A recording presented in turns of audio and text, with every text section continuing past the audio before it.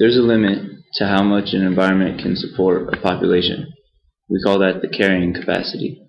The carrying capacity is the maximum number of individuals that an environment can support for a long period of time.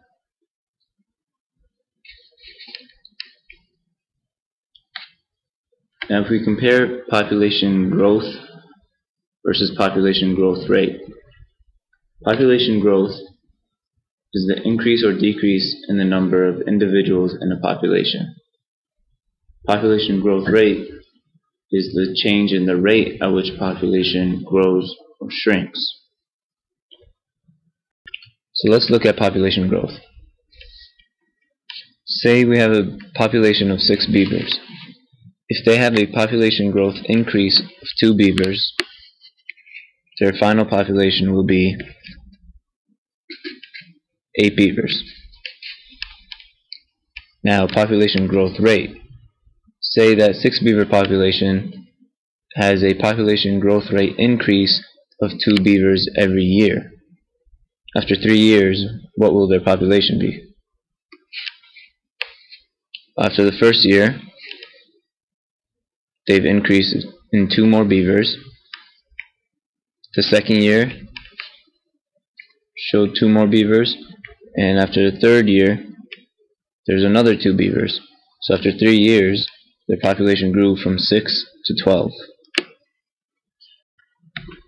Now to graph population growth, we use growth curves. There's 2 types of growth curves: exponential growth curve, which we call a J curve, and logistic growth curve, which we call an S curve. I'll tell you why in a second.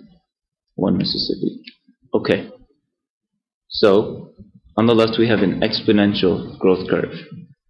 You can see that the population size is growing exponentially, which means it looks like there's no stop to it. We call it a J curve because the curve looks like a J. On the right is a logistic growth curve. Logistic growth curve shows a population that has a limit, where you see that the top is the carrying capacity. It's being limited by something. We call it an S curve because there's an S in logistic, and also probably because it looks like an S. Alright, I'm gonna drop some bars real quick.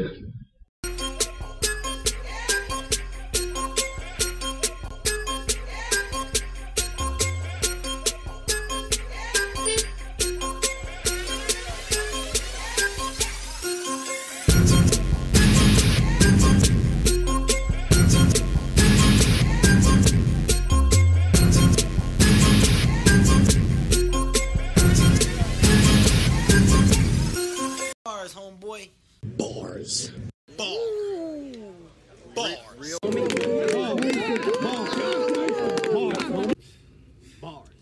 Bars. Bars. Now those bars I dropped are making up these population pyramids.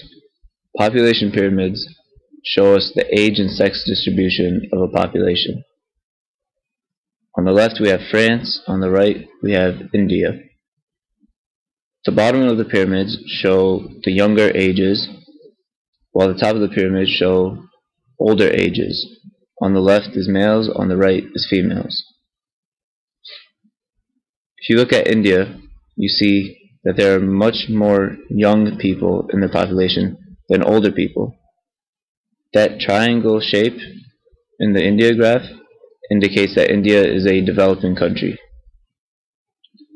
Now you might have heard the term before, third world country, but we don't use that term because it's thrown ill shade. Plus, if the Earth is the third planet from the Sun, then we're all third world countries. So we use the term developing country.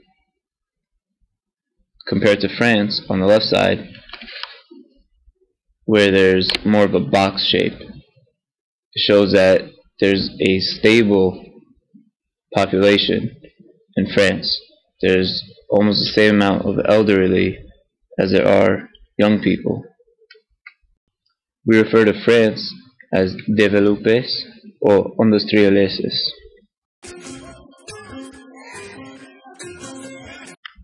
I'm just saying that France is developed or industrialized. Here's another pair of population pyramids. One showing the United States, the other Kenya. Now we said that the box shape of France or the United States shows a more stable population. We'll call it a stable graph. And of India and Kenya, the triangle shape is more unstable. You see the high youth population in Kenya and a very small elderly population. In the US, there's more even youth to elderly populations.